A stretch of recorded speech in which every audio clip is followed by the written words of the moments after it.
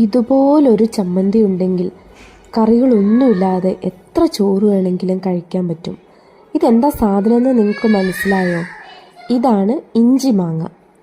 നമ്മുടെ സാദാ ഇഞ്ചി പോലെ ഇരിക്കുമെങ്കിലും ഇതിന് നല്ല മാങ്ങയുടെ മണമാണ്.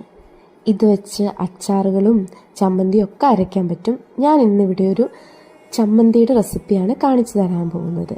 ഇഞ്ചി മാങ്ങ നല്ല വൃത്തിയായി ചുരണ്ടിയെടുത്ത് ചെറിയ കഷ്ണങ്ങളായി മുറിച്ചെടുക്കുക. കൂടെ നല്ല എരിവുള്ള ഒരു ഉണ്ടമുളകും ഒരു കഷ്ണം വാളം പുളിയും 3-4 ഉള്ളിയും എടുത്തിട്ടുണ്ട്.